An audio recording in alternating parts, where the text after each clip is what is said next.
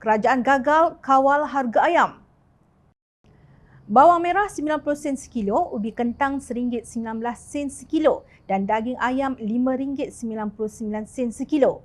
Adakah anda sedang bermimpi? Tidak. Itulah harga menarik yang didapati semasa saya melakukan pantauan harga bersama pegawai-pegawai Kementerian di Tesco Malaysia Kulim Kedah hari ini, kata Datuk Seri Saifuddin Nasution Ismail pada 31 Mei 2019. Beliau ketika itu menyandang jawatan sebagai Menteri Perdagangan Dalam Negeri dan Kepenggunaan. Beliau berkata demikian ketika lawatan untuk memantau penjual agar patuh kepada skim kawalan harga maksimum musim perayaan untuk Hari Raya Puasa 2019 yang dilancarkan oleh Kerajaan Pakatan Harapan ketika itu.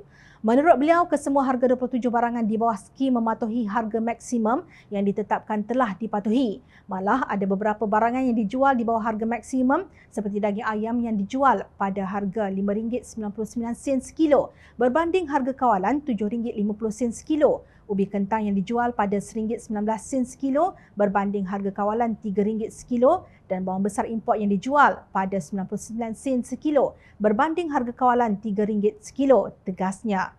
Itu pun gerombolan tebuk atap yang menjatuhkan Kerajaan Pakatan Harapan mendakwa antara punca mengapa mereka bertindak berbuat demikian ialah kerana Kerajaan Pakatan Harapan gagal dalam menerajui ekonomi negara. Menurut Ahli Parlimen Kota Melaka, Koh Pui Tiong, pada bulan Ramadan ini ada peniaga yang terpaksa menjual ayam sehingga RM10 iaitu melebihi harga maksimum RM8.90 yang ditetapkan oleh kerajaan. Ada juga peniaga yang mencari jalan lain untuk meningkatkan harga, contohnya dengan mengenakan caj memotong ayam. Pihak pembekal juga mengenakan caj pengangkutan, katanya dalam satu kenyataan. Mengapakah harga ayam meningkat begitu dahsyat berbanding di zaman pentadbiran Pakatan Harapan? Adakah ini semua salah peniaga dan pembekal yang tamak? Soal Pui Tiong. Sememangnya tidak.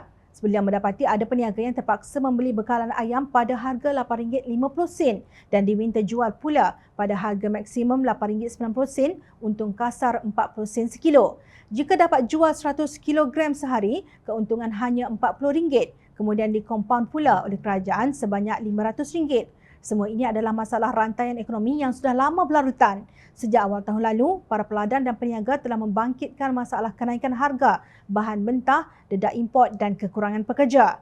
Ini memberi kesan langsung kepada bekalan dan harga ayam di pasaran, jelasnya.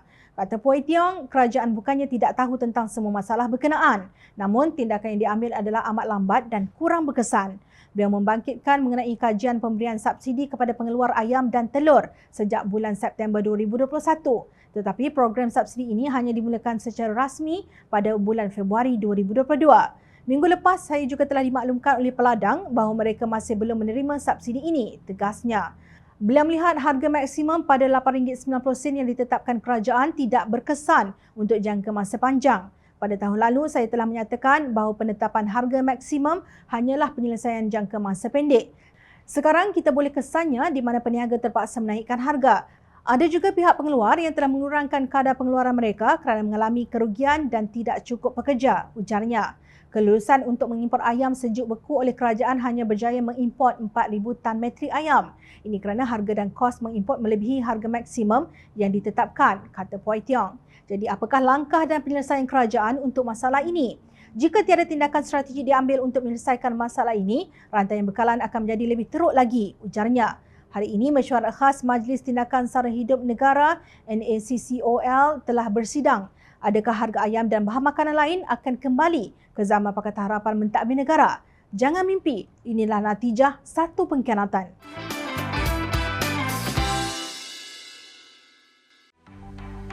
Mencari maklumat dan berita politik yang bebas, kupasan yang tepat, panas. Dapatkannya secara eksklusif hanya di Jom Channel. Komitmen kami, pentasan berita Isnin hingga Jumaat. Melalui cara dan isu semasa, kami garapkan secara langsung. Panel-panel berkaliber dan profesional. Interaktif, pandangan anda kami raikan. Jangan lupa bersama kami di setiap hujung minggu dalam edisi khas mingguan. Jom Channel, moving forward, sharing a new experience.